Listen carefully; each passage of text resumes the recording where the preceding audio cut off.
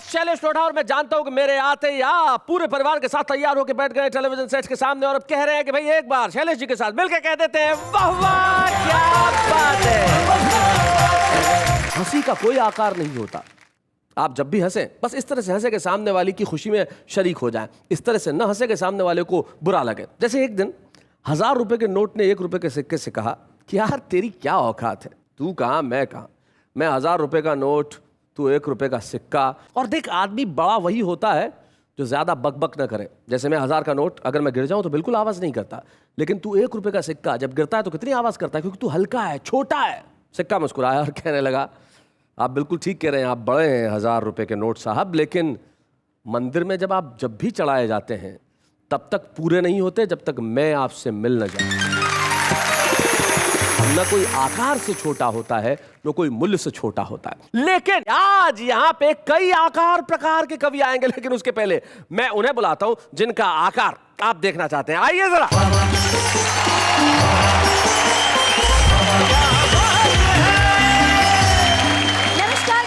नमस्कार।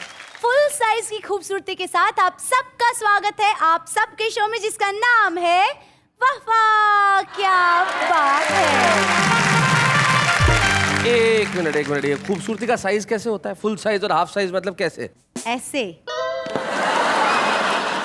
ये खूबसूरती का साइज है तो लगभग बेवकूफी का साइज भी यही है। स्वागत है आपका इसी कार्यक्रम में जिसका नाम है वाह वाह क्या बात है। लेकिन हमारे ये जो कवि है अलग अलग ढंग से किस तरह से बात करने वाले जरा नजर डाल लेते हैं। मैं आपको बताता हूँ, घर से जब भी बाहर निकलता हूँ पत्नी 2-3 रुपए की चिल्लर मेरी जेब में डाल देती है। अच्छा। और मुझे हिदायत देती है कि पड़े रहने देना, खर्च मत करना, घर से बाहर जा रहे हो, कहीं तेज हवा चले, आंधी चले, मुसीबत में पड़ोगे नहीं, जेब में थोड़ा वजन रहेगा तो उड़ोगे नहीं। जैसे ही हम कवि सम्मेलन के पंडाल में उत्पन्न हुए तो श्रोता हमारी बॉडी का स्ट्रक्चर देखकर बेहद प्रसन्न हुए। वाह क्या बात है। एक बोला अब ये तो पूरा डायनासोर है, दूसरा बोला लेकिन जुरासिक पार्क वाले से कमजोर। तभी एक आवाज आई, क्यों जी ये काम क्या कर पाता होगा? किसी ने उत्तर दिया हाथी तोलने के काम आता होगा। हाथी तोलने के काम आता होगा। दुपट्टे को छोड़ मेरे तोड़ दूंगी दांत तेरे बिगड़े नवाब को अभी सुधार दूंगी मैं। और सैंडल उतारूंगी तो इतना मैं मारूंगी कि मार मार तेरा हुलिया बिगाड़ दूंगी मैं। मुझ पे क्या मरता है जा मर मेरे देश पर, तेरे कफन के लिए दुपट्टा उतार दूंगी। वाह वाह वाह। भूखे भेड़िए सा जो डिनर पर टूट पड़े, अच्छा, उसे अजनबी अनजान कवि मानिए। एक प्याली चाय से हो जिसकी थकन दूर, उसे मन मौजी मेहमान कवि मानिए। माइक पे आते ही जो पानी का गिलास मांगे, उसे साधु संत या सुजान कवि मानिए। टुल्लू हो के मंच पे जो गेंडे सा पसर जाए, उसे आप देश का महान कवि मानिए। आपने देखा होगा शैलेश जी कई बार कि शादी के समय क्या होता है, दूल्हा रिसेप्शन के समय पहले आकर बैठ जाता है, दुल्हन बाद में आती है। तो किसी ने मुझसे क्वेश्चन किया कि कोई बात नहीं, दूल्हा तो आके बैठ गया, दुल्हन भी आ रही है, माला पहनाएगी, लेकिन दुल्हन के साथ में 3-4 लड़कियां आ रही है, ये क्यों आ रही है, इनका क्या काम है? मैंने कहा देखो, जिस प्लॉट की रजिस्ट्री हो रही होती है, नक्शे में आसपास के खाली प्लॉट भी तो दिखाने पड़ते हैं।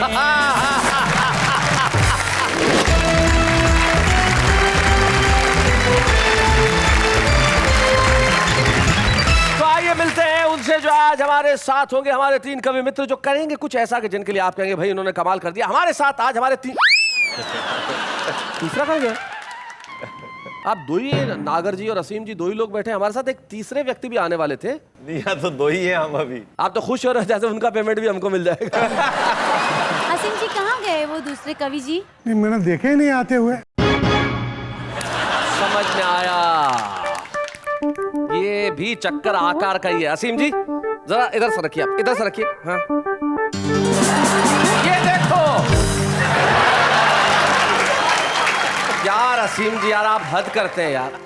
आपको पता ही नहीं चला कि एक जिंदा आदमी आपके नीचे आ गया है। मैं इनका कभी से आका- चिल्ला रहा था हाँ। कि भाई साहब अलग हटिए, मैं बैठा हुआ हूँ यहाँ पे, इन्होंने सुना ही नहीं। पर इन्होंने सुना ही नहीं। मुझे तो लगा आज अनारकला दीवार में जिंदा चुन गया। दोनों जब आप साथ में बैठे हैं तो इतने खूबसूरत लग रहे हैं कि हद नहीं। बहुत बहुत बहुत बढ़िया लग रहे हैं भाई। अनिल असीम, असीम का मतलब होता है जिसकी कोई सीमा ना हो। हाँ, इनकी भी देखिए कोई सीमा है। ये असीम है और जो पास में बैठे हैं वो तो है। और आप जब तक हैं तब तक ठीक है, लेकिन नंदकिशोर जी आप कुछ कहना चाह रहे हैं? ऐसा है शैलेश जी जी, कि ये 1000 का नोट है और मैं इनके पास 1 रुपए का 1 सिक्का रुपया हूँ। हो। क्या बात है भाई, वाह वाह वाह वाह वाह वाह वाह। ये 1000 का नोट है और ये 1 रुपए का सिक्का है और पास में बिंदु लगा के यहाँ पे पंडित जी बैठे हुए जिन्हें दक्षिणाएं लेनी है। मतलब ये दोनों ही आपको प्राप्त होने हैं। अशोक नागर जी भाई हमारे साथ हमारे तीनों कवि मित्र हैं जो आज यहाँ पे तहलका मचाने वाले हैं। मैं सबसे पहले किसे बुलाऊं? नंदकिशोर अकेला जी, आपसे अनुरोध करना चाहूंगा कि आप आ जाएं, क्योंकि आप जिस पहाड़ के नीचे से निकल के आए हैं, आपका स्वास्थ्य कितनी देर ठीक रहे मैं भी नहीं जानता। इससे पहले कि कुछ और गड़बड़ हो आप जरा आ जाए। भाई नंदकिशोर अकेला जी, जरा जोरदार तालियां।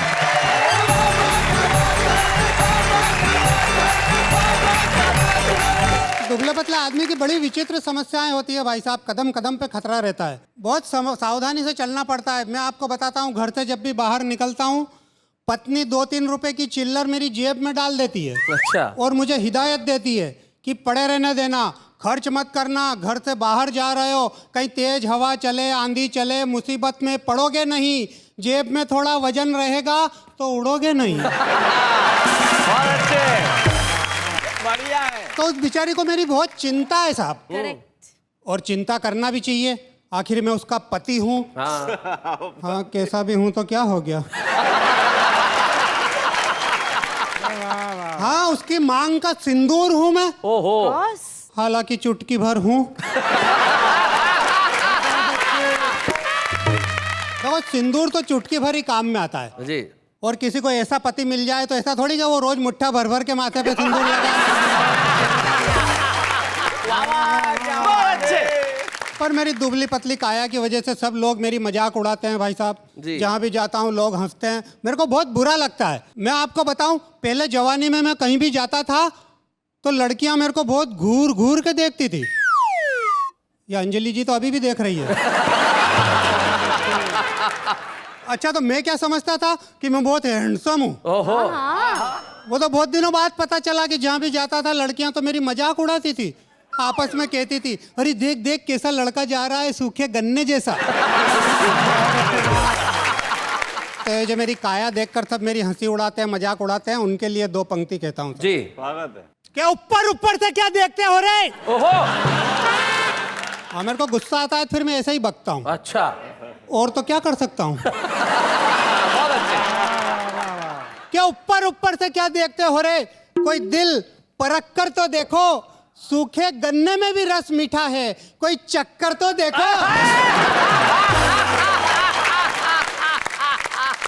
वो क्या है कि दुबले पतले आदमी को एक तो जोश बहुत आता है। बहुत।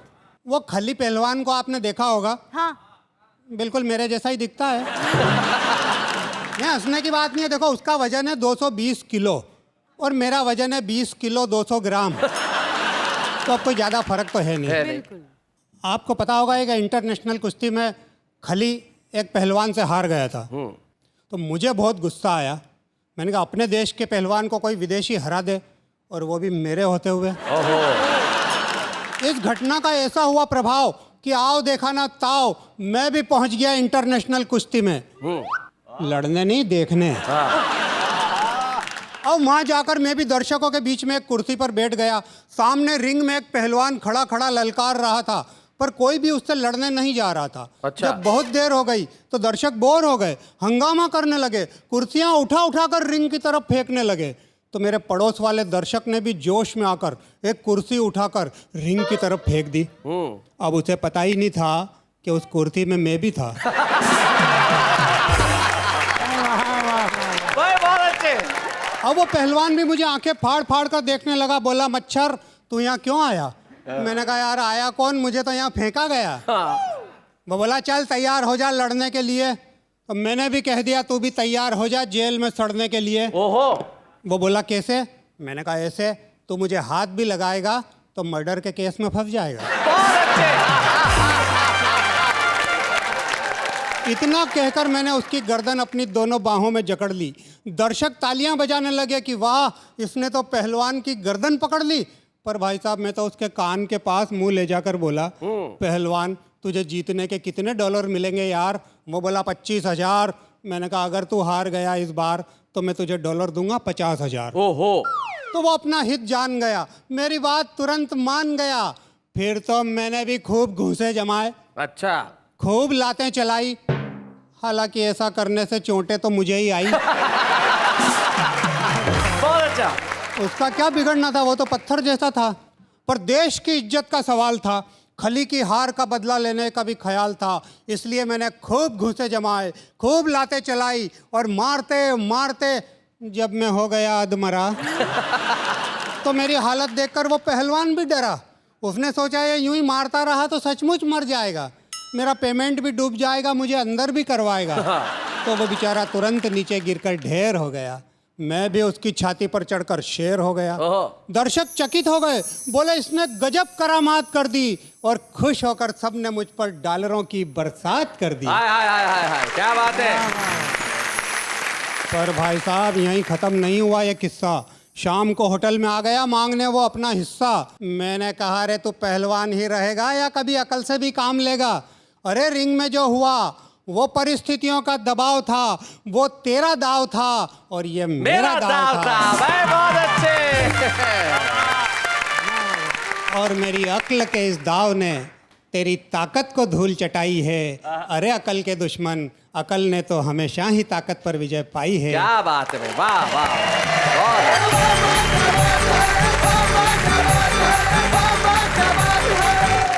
अरे भाई कमाल कर दिया नंद किशोर अकेला जी, आपने कमाल कर दिया, क्या बात है। और सबसे बड़ी चीज जो है, बहुत मुश्किल होता है स्वयं पे हंसना, लेकिन आपने खुद पे हंस के जो सारे जमाने को हंसाने का काम किया है, उससे बेहतर क्या हो सकता है। यही सच्ची इंसानियत है। नंद किशोर अकेला जी, क्या बात है। लेकिन आपने अपना ये जो तखल्लुस है अकेला क्यों रखा हुआ है? दरअसल क्या है भाई साहब, मेरी पत्नी को भी मेरे नाम की वजह से बड़ी प्रॉब्लम होती है। कई बार क्या है, महिलाएं आपस में बैठती है तो एक दूसरे को अपना परिचय देती है जी। बोले मेरे पति नागर जी हैं, एक बोलती है मेरे पति वसीम हैं। तो मेरी पत्नी भी बोल देती है कि मेरे तो पति अकेला है। हाँ। तो सुनकर उन औरतों को बहुत गुस्सा आता है। हाँ। कि अरे वावरी, तेरे अकेला है तो हमारे कोई दो दो चार चार है क्या? तब मैं उनसे बोला कि चाहे कोई भी नाराज हो जाए, मैं तेरा पति अकेला हूँ और अकेला ही रहूंगा। क्या बात है भाई, वाह वाह वाह। नंद किशोर जी की पत्नी कहती है कि हमारा पति अकेला है, तो अनिल जी की पत्नी कहती होगी अगर ये अकेला है तो ये तो बहुत सारे हैं। मतलब आपके भौगोलिक आकार प्रकार की वजह से मेंटेन कैसे होता है ये? भाई साहब, एक बार तो ये हुआ कि मैं बैठा हुआ खाना खा रहा था। मैंने साहब रोटी खाई, एक डॉक्टर उधर से जा रहा था, वो रोटी गिनने लगा। मैंने 20 रोटी खा ली, कड़ा उठाया, पानी पी लिया। डॉक्टर कहने लगा भाई ये क्या, तुम खाना खाने के बाद पानी पीते हो? तो मैंने कहा और क्या, खाना खाने के पहले पानी पीते हैं? बोले नहीं, बीच में पीते हैं। मैंने कहा लाओ लाओ 20 रोटी और ले आओ, हम पानी को बीच में करे ले रहे हैं। ऐसे मेंटेन कर रहे हैं 40-40 खा के एक बार में। चलिए भाई, अनिल असीम जी ने ये जो वृत्त है, ये जो उदर है, ये बहुत मेहनत और बहुत परिश्रम से मेंटेन किया है, और हम चाहते हैं कि ये जो मेंटेन किया हुआ उदर है, इसके कुछ राज हमें आके बताएं। तो अनिल असीम जी जो बहुत जोश के साथ कविताएं पढ़ते हैं और सारी दुनिया को हंसाते हैं, आइए बुलाते हैं उनसे। आइए अनिल असीम जी, आइए।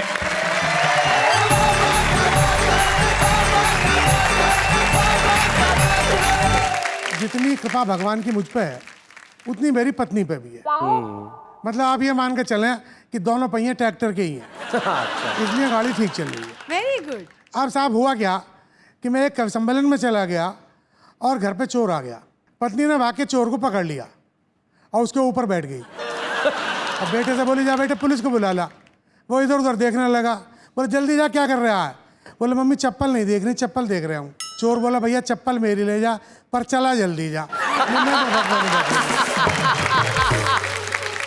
पहले मैं बिल्कुल नंद किशोर जी की जगह पतला तुबला शरीफ आदमी था।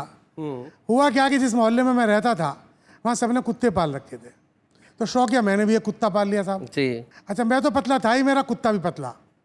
सारे मोहल्ले कुत्ते से भौंकते थे, कुत्ते की बड़ी बेइज्जती होती थी। अच्छा। मुझे बड़ा बुरा लगता था साहब। तो मैं कुत्ते को लेकर डॉक्टर के पास गया कि डॉक्टर साहब हमारा कुत्ता बहुत पतला है, हम इसे मोटा करना चाहते हैं। बोला जी हो जाएगा, कोई बहुत मुश्किल काम नहीं है, ये 2 गोली ले जाओ दे देना। तो डॉक्टर ने मुझे एक पाइप दिया, बोले पाइप ले जाओ, गोली पाइप में रखना, कुत्ते के मुंह में पाइप लगाना, फूंक मार देना, गोली अंदर चली जाएंगी। अब भाई साहब इससे पहले कि मैं फूंक मारता, कुत्ते ने फूंक मार दी। तो जैसा मैं आपको बताना चाह रहा था कि बहुत सारी टिप्पणियां मुझ पर होती हैं, जी, मैंने उन सारी टिप्पणियों को जोड़ा और एक ये प्रयोग किया कि एक कविता का रूप उन्हें दिया। जी सुनाएं। आप मन में ये बात रखें कि मैं एक कवि सम्मेलन में गया और वहाँ लोगों ने देख के मुझे कुछ टिप्पणियाँ की। स्वागत है। कि जैसे ही हम कवि सम्मेलन के पंडाल में उत्पन्न हुए तो श्रोता हमारी बॉडी का स्ट्रक्चर देखकर बेहद प्रसन्न हुए। एक बोला अब ये तो पूरा डायनासोर है, दूसरा बोला लेकिन जुरासिक पार्क वाले से कमजोर। तभी एक आवाज आई, क्यों जी ये काम क्या कर पाता होगा? किसी ने उत्तर दिया, हाथी तोलने के काम आता होगा। हाथी तोलने के काम आता होगा। इसी बीच एक श्रोता ने शंका जताई कि भगवान ही जाने आज कवि सम्मेलन कैसे हो पाएगा, इसके मंच पे चढ़ते ही मंच टूट नहीं जाएगा। हाँ। तो हमने उस श्रोता को अपने पास बुलाया, उसे बड़े प्यार से समझाया कि आराम से बैठो दोस्त, मंच नहीं टूटेगा, हम पूरी तसल्ली करके आए हैं। आयोजकों ने थोड़ी देर पहले इस मंच पे हमें एक रस्सी में बंधे हुए 24 हाथी बिठा के दिखाए हैं। ओहो। इस मंच के तख्ते भारतीय जनता की तरह सिर्फ थोड़ा सा चरमराते हैं, लेकिन बोझ कितना भी हो सारा सह जाते हैं। क्या बात है भाई, वाह वाह। इसी बीच एक श्रोता एक बाल्टी में दूध लेकर आया, दूध, और हमारे फूले हुए पेट पर हाथ फेरता हुआ बोला, उस दिन तो हमें मौका ही नहीं मिल पाया, आज हम सबके सामने आपको दूध पिलाएंगे। और गणेश जी ने वास्तव में दूध पिया था, सबको दिखाएंगे। जी। हमने सोचा दूध पीते पीते आज हम निबट जाएंगे, क्योंकि अभी तो एक ही श्रोता दूध लाया है, इसका देखे देखे सारे श्रोता दूध लाएंगे। इतना दूध हम कैसे पचा पाएंगे, क्योंकि हम पत्थर के नहीं, चलते फिरते इंसान हैं, और फिर हम आदमी हैं, वो भगवान हैं। इनका क्या, ये तो भारतीय जनता के लोग हैं, इन्हें अंधविश्वास जैसे हजारों रोग हैं। ये धर्म के नाम पर दूध क्या, खून भी नालियों में बहा सकते हैं, और देवताओं की खातिर दूध मुँहे बच्चों को भूखा सुला सकते हैं। वाह वाह। यही सब सोचकर हम जान बचाकर भागने लगे, और जब भागने का रास्ता नहीं मिला तो मंच के चक्कर काटने लगे। अच्छा। हमें मंच के चक्कर काटता देख एक श्रोता बोला, अबे देख, सड़क कूदने का इंजन स्पोर्ट कार की तरह रेस लगा रहा है। दूसरा बोला, रेस वेस कुछ नहीं, ये इन सारे कवियों का बेवकूफ़ बना रहा है। अच्छा। तू ही बता, कवि सम्मेलन के पंडाल में कोई रेस क्यों लगाएगा? इसके पास पहनने के लिए चप्पल नहीं है, ये किसी ना किसी कवि की चप्पल चुराएगा। ये सुनते ही हम बोले कि क्या बात करते हो दोस्त, क्या हम इन गरीब कवियों की चप्पल चुराएंगे? अगर चप्पल ही चुरानी है तो किसी मंदिर या मस्जिद में जाएंगे। वो बोला, वहाँ आपको जूते या चप्पल कहाँ मिल पाएंगे? असीम जी, जूते और चप्पल आजकल संसद और विधानसभाओं में चलाए जाते हैं। क्या बात है? मंदिर मस्जिदों में आतंकवादी पाए जाते हैं। वाह वाह वाह वाह। मंदिर मस्जिदों में आतंकवादी पाए जाते हैं, इसीलिए कहते हैं कि वहाँ मत जाइएगा, वरना आपको भी मिलेंगे AK-47 के धमाके और नेताओं के नारे, क्योंकि आजकल पूजा के नहीं राजनीति के काम आते हैं मंदिर, मस्जिद, चर्च और गुरुद्वारे। वाह वाह वाह। मंदिर, मस्जिद, चर्च और गुरुद्वारे। इसीलिए बेमतलब की बातों को छोड़िए, काम की बात पे आइए। इस फूले हुए पेट के लिए कौन सी चक्की का खाते हैं ये बताइए।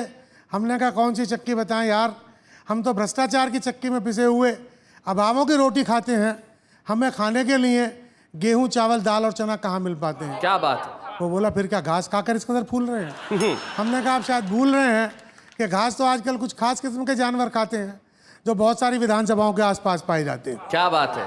हमें तो तरह तरह के आश्वासनों की खिचड़ी खिलाई जाती है, क्योंकि हम उस देश के वासी हैं जिसे खिचड़ी सरकार चलाती है। क्या बात है, बहुत जिसे अच्छे। खिचड़ी सरकार चलाती है।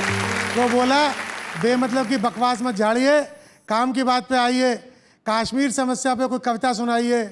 हम बोले, कश्मीर समस्या क्या, किसी समस्या पे कोई कविता नहीं सुनाएंगे, क्योंकि हम कविता सुनाएंगे, आप तालियां बजाएंगे। असली समस्या यही है दोस्त कि आप सिर्फ तालियां बजाते हैं, कर कुछ भी नहीं पाते हैं। इसीलिए हम सौगंध खाते हैं कि अब कविता हम तभी सुनाएंगे जब ये ताली बजाने वाले हाथ गद्दारों के गिरेबानों तक पहुंच जाएंगे। क्या बात है, वाह वाह वाह।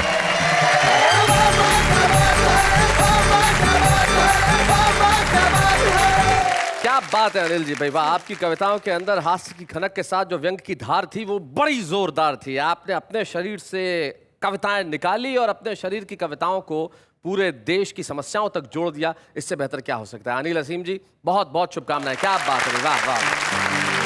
दोनों ने सुनाया वो अद्भुत है। लेकिन अब एक ऐसे व्यक्ति को हम बुलाते हैं जो जिंदगी के आसपास के छोटे मोटे ऑब्जर्वेशन से हास्य पैदा करते हैं, जो निजी जिंदगी की बातचीत होती है और हमारे देशों में ग्रामीण अंचलों के अंदर किस तरह से बातचीत होती है, उसका जो एक अनूठा अंदाज है वो अशोक नागर के पास है। अशोक नागर अपनी जो ये शैली है, बातचीत की शैली, उस बातचीत की शैली में हमारे ग्रामीण जीवन को जिस तरह से जिंदा करते हैं, आइए देखते हैं अशोक नागर।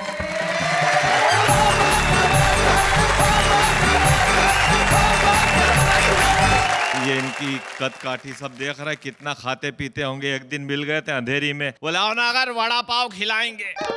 मैंने कहा रहने दो। अरे नहीं खिलाएंगे, नहीं माने। होटल में ले गए, इनने ऑर्डर दिया, बोले एक एक वड़ा पाव 2 जगह। 2 ही ने खाया। ये फिर बोले नागर वड़ा पाव तो खा लिए, पैसे तो है ही नहीं, होटल वाले को क्या बोलूं। मैंने कहा एक एक वड़ा पाव और बोल दो।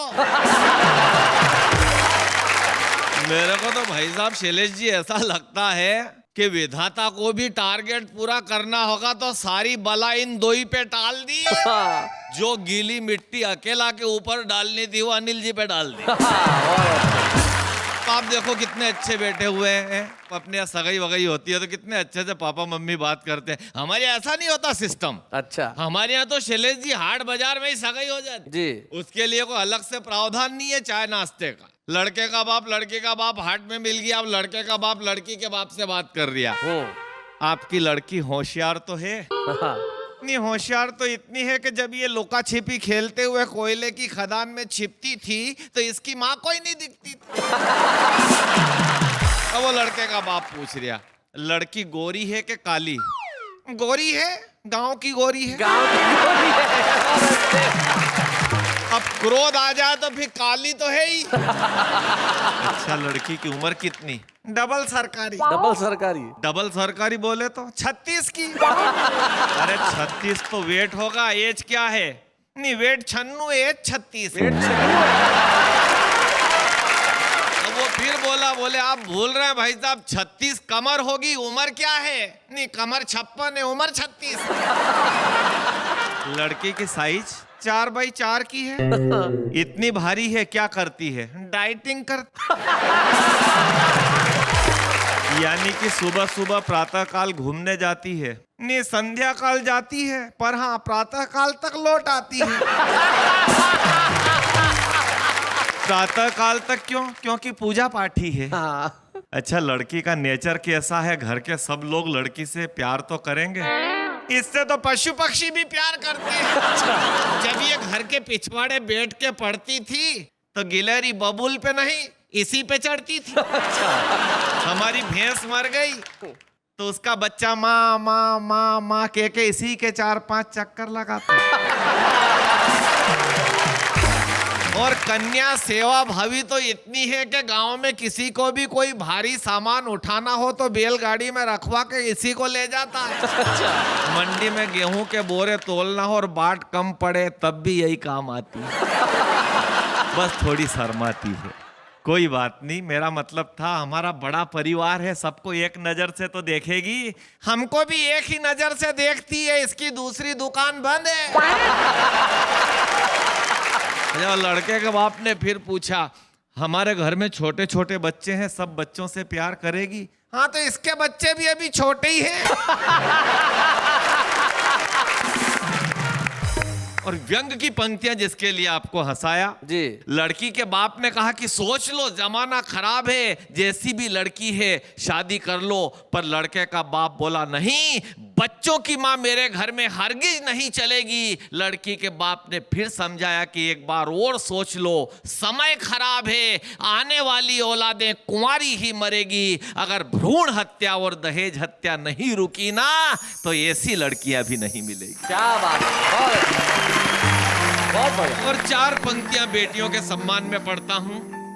अगर ये स्थितियां रही तो क्या होगा? स्वागत है। कि हर एक घर के अंधेरे में किरण कैसे आएगी, वाह।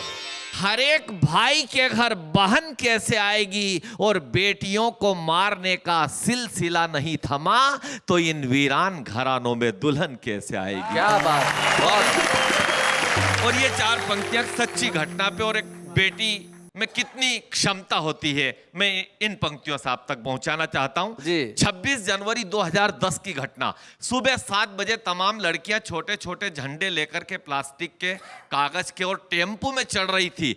उसी समय में उधर से निकला एक आखिरी लड़की, टेम्पो में चढ़ी और एक मन चले लड़के ने उसका दुपट्टा खींच लिया कांधे से।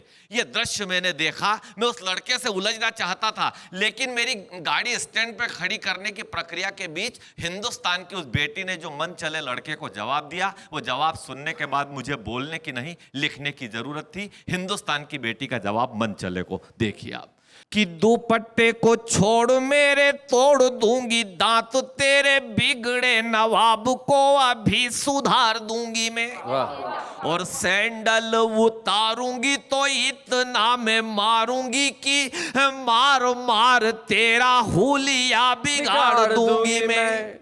ये उछल कूद बंद कर, मत छल छंद कर, 2 गज जमीन में यहीं पे गाड़ दूंगी मैं। ए मुझ पे क्या मरता है, जा मर मेरे देश पर, तेरे कफन के लिए दुपट्टा उतार दूंगी मैं। वाह वाह वाह।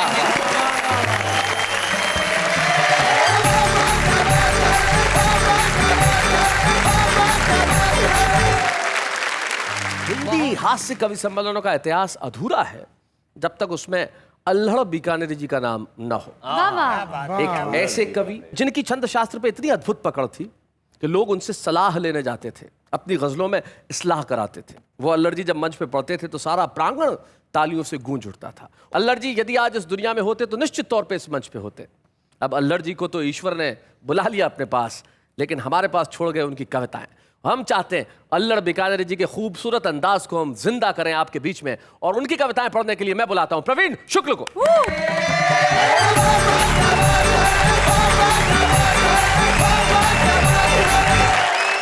छंद, शिल्प और कथ्य का यदि इस देश में कोई एक संगम, एक तीर्थ स्थान हो सकता है तो वो निश्चित रूप से अल्हड़ बीकानेरी होते हैं।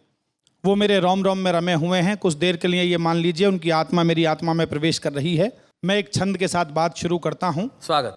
उन्होंने 4 अलग अलग कवियों की अलग अलग पहचान बताई। देखिए वो पहचान क्या है। जी। कि भूखे भेड़िए सा जो डिनर पर टूट पड़े, अच्छा। उसे अजनबी अनजान कवि मानिए। आहा।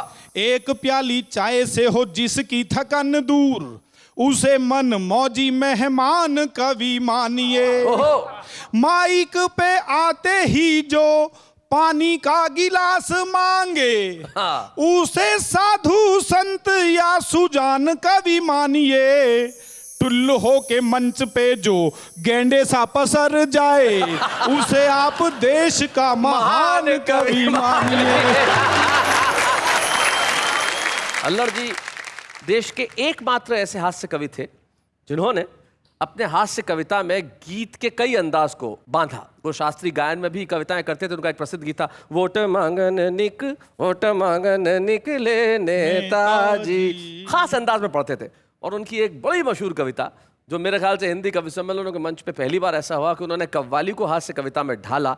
अगर वो ना सुनाई जाए तो फिर क्या बात है। और अल्हड़ जी मुझे याद आता है, प्रवीण तुमने याद दिला दिया, वो कहते थे, मत पूछिए फुर्सत की घड़ियां, वाह, हम कैसे गुजारा करते हैं, होठों से छुआ कर मूंगफली, होठों से छुआ कर मूंगफली, माशूक पे मारा करते हैं, होठों से छुआ कर मूंगफली, माशूक पे मारा करते हैं। मारी थी जो हमने मूंगफली, वो उनके डियर डैडी को लगी। डैडी को लगी? क्या हुआ उसके बाद शैलेश भाई? छत पे बैठे थे लेके मूंगफली का थैला, आ गई सामने खिड़की पे हमारी लैला, हमने सोचा कि उसको कोई निशानी दे दे, अखिले फूल हमको भरपूर जवानी दे दे। गुफ्तगू की नई तरकीब निकाली हमने, लेकिन एक मूंगफली उस पे उछाली हमने। इससे पहले कि वो उस मूंगफली को लपके, उसके डैडी लिए बंदूक वहां आ टपके। उसके डैडी लिए बंदूक वहां दबके। फिर क्या हुआ? उनका पारा था जरूरत से चढ़ गया ज्यादा, अपनी बंदूक उठा हम पे निशाना साधा। खैरियत हमको लगी छत से खिसक जाने में, झुक गए जाके पड़ोसन के गुसल खाने में। मारी थी जो हमने मूंगफली, वो उनके डियर डैडी को लगी। अब देखिए उनके डैडी क्या हाल हमारा करते हैं। वो से चुरा के मूंगफली माशूक पे मारा करते हैं। थी मूंगफली भेजे का खलल, हो गई गुसल खाने में गजल। अब गुसल खाने में क्या गजल हुई? क्या कहते हैं? सामने लाल छड़ी हो तो गजल होती है, गालों पे पड़ी हो तो गजल होती है। फेस को मोड़ के कॉलेज की हसीना कोई, बस की लाइन में खड़ी हो तो गजल होती है। 30 तारीख को पिक्चर के लिए जब मैडम एकदम जिद पे अड़ी हो तो गजल होती है। वो दिलों का जो खटोला नहीं बिछने देते, खाट ऐसों की खड़ी हो तो गजल होती है। और एक खास शेर सुनिए, क्या ऑब्जर्वेशन है एलर्जी का। कहते आगे, मुंह के अंदर होठ से मूंगफली के दाने, आग चिलगों पे गड़ी हो तो गजल होती है। आग चिलगों पे गड़ी हो तो गजल होती है। रात दिन होती रहे ठाठ से इनकम, लेकिन टैक्स भरने की घड़ी हो तो गजल होती है। टैक्स भरने की घड़ी हो तो गजल होती है। और ये खास शेर आपके लिए जो एलर्जी कहते हैं, अपने दूल्हे से कोई शोख नवेली दुल्हन, अपने दूल्हे से कोई शोख नवेली दुल्हन, पूरे 10 साल बड़ी हो तो गजल होती है। पूरे 10 साल बड़ी हो तो गजल होती है। थी मूंगफली भेजे का खलल, हो गई गुसल खाने में गजल।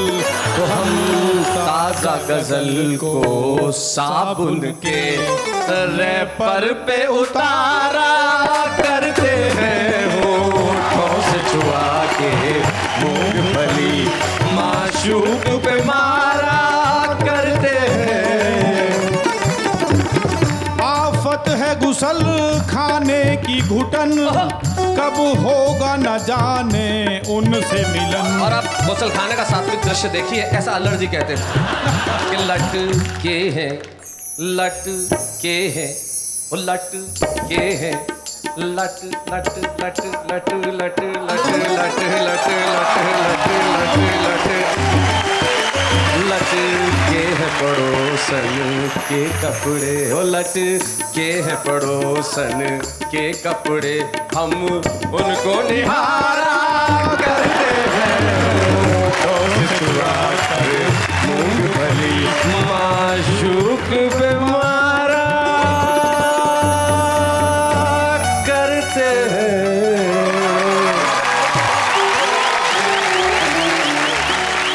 ये अल्लड़ बीकानेरी जी थे। अल्लड़ जी अगर जीवित होते तो निश्चित तौर पे वाह वाह क्या बात है कि मंच पे सम्मानित होने वाले प्रथम 1-2 कवियों में होते। ईश्वर ने हमें ये मौका तो नहीं दिया, लेकिन हमें ये मौका जरूर दिया कि हम मरणोपरांत अल्लड़ जी को सम्मानित करें। हमारे बीच में है अल्लड़ बीकानेरी जी के ज्येष्ठ पुत्र श्री अशोक कुमार शर्मा। जोरदार तालियों के साथ स्वागत है उनका।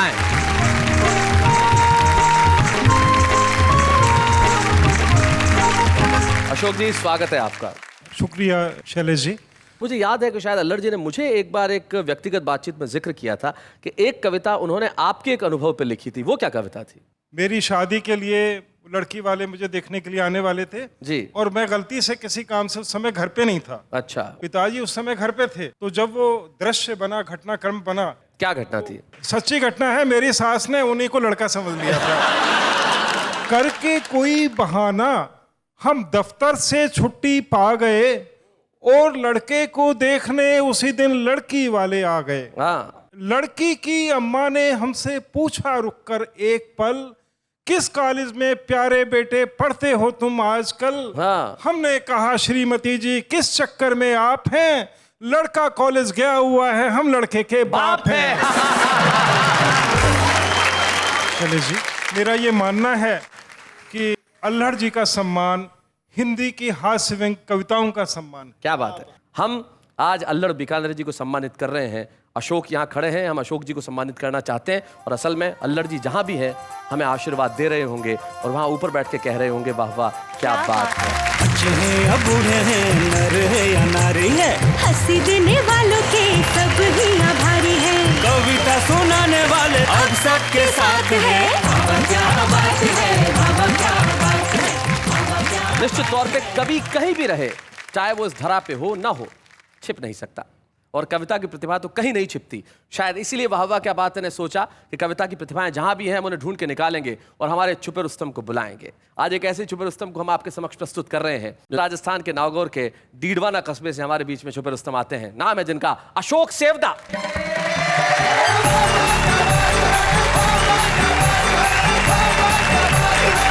शैलेश जी, अगर आदमी जिंदा दिल हो और जिंदा दिली से किसी से बात करे तो कविता अपने आप निकलने लग जाती है। जी। कल ही की एक घटना है, एक भिखारी मिला, बोले बाबूजी 20 रुपए दो, कॉफी पीऊंगा। मैंने कहा रे भिखारी होकर के कॉफी पीता है? उसने कहा योग गुरु ने चाय के लिए मना कर रखा, एसिडिटी हो जाती है।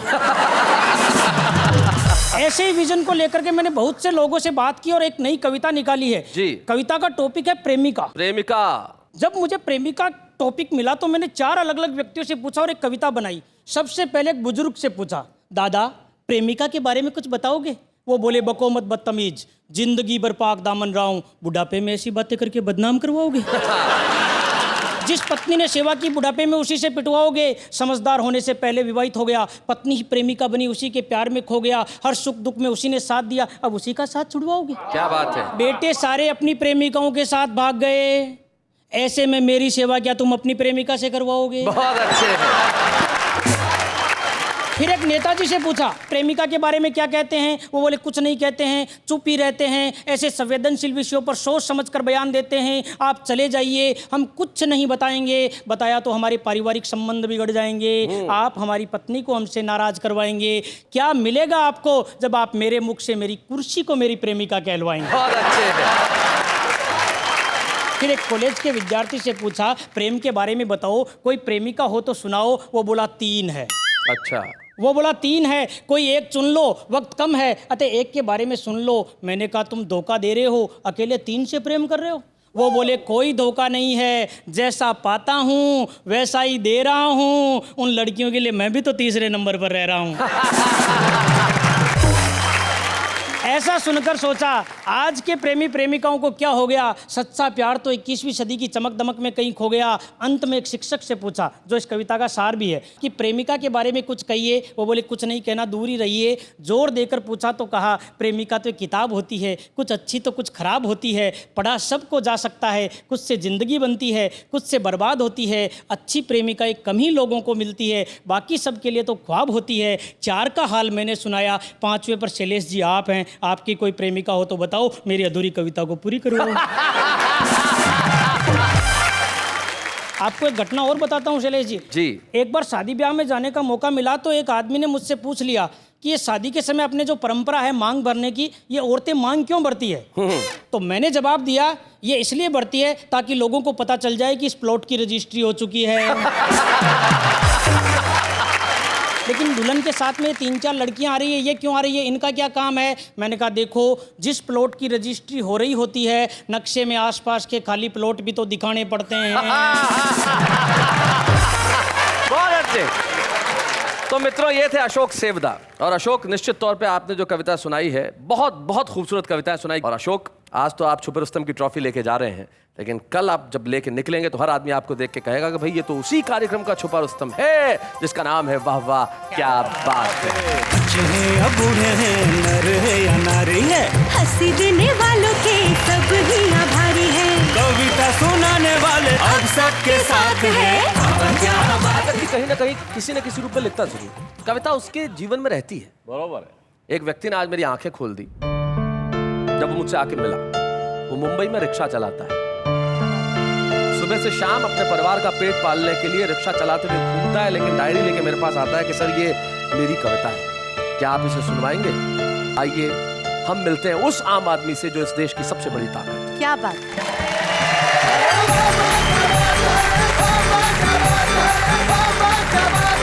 अपना नाम सबसे पहले बताएं। मेरा नाम दादा सोमा ताकपीरे, मैं महाराष्ट्रियन हूँ। सोलापुर डिस्ट्रिक्ट है, तहसील बारसी है। मेरे गांव का नाम श्रीपत पिंपरी है। चलिए सर, प्लीज मेरी एक कविता है, वो आप भी सुनेंगे तो खुश हो जाएंगे शायद। सुनाइए। सुबह मैं जब घर से निकलता हूँ तो किसी को ना नहीं कहता, सभी को हाँ हाँ कहता हूँ। सायन से लेके मुलुंड तक और बांद्रा से लेके दहीसर तक बस चला जाता हूँ, लेकिन जैसे ही रात होने को आती है तो सभी को ना ना बस ना ही कहता हूँ, क्योंकि मैं रहता हूँ घाटकोपर में। वहाँ पे भी मेरा लोग करते हैं इंतज़ार। वो लोग कौन है वो भी सुनो। वहाँ किराए पे मेरा भी एक घर है, उसमें बसा वो मेरा भी एक परिवार है। परिवार में कुल हम लोग 4 हैं। सॉरी। नहीं नहीं नहीं, कोई दिक्कत नहीं, सुनाते रहो।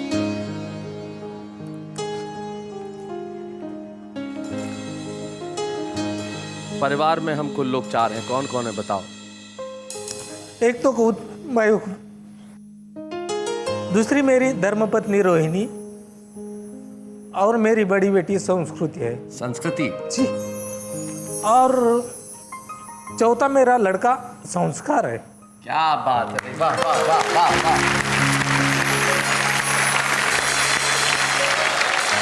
यही तो मेरी जिंदगी है यारो, और यही तो मेरी संपत्ति है। ये लड़की और एक लड़का, यही तो मेरी जिंदगी है यारो, यही तो मेरा संसार है। संसार है, बस संसार है। क्या बात है, वाह वाह वाह वाह, बहुत बढ़िया।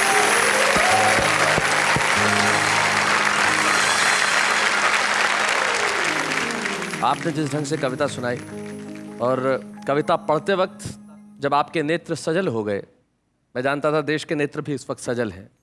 ये है भारत, ये है हिंदुस्तान, ये है इस देश की सबसे बड़ी ताकत, जो सुबह से शाम सड़कों पे दौड़ता है। चाहे धूप हो, गर्मी हो, बारिश हो, ठंड हो, वो किसी को ना नहीं कहता। लेकिन जब शाम को उसका नीड़ पुकारता है तो वो सबको ना कहने लगता है। उसे लौटना होता है उस जगह जहां उसकी पत्नी है, जहां उसकी बेटी है, जहां उसका बेटा है, जहां उसका संसार है। और यकीन मानिए, आप जैसे लोगों के घरों में ही संस्कृति जिंदा है, संस्कार जिंदा है। आपने हिंदुस्तान की संस्कृति को जिंदा रखा है, आपने हिंदुस्तान के संस्कार को जिंदा रखा है। दादा सोमा ने सिर्फ कविता नहीं सुनाई है, हम सबको ये महसूस करा दिया है कि आखिर संस्कृति और संस्कार किस तरह से जिंदा रखे जाते हैं। आज सिर्फ इनके लिए नहीं, हम 125 करोड़ हिंदुस्तानी भाइयों के लिए कहते हैं, वाह वाह क्या बात है।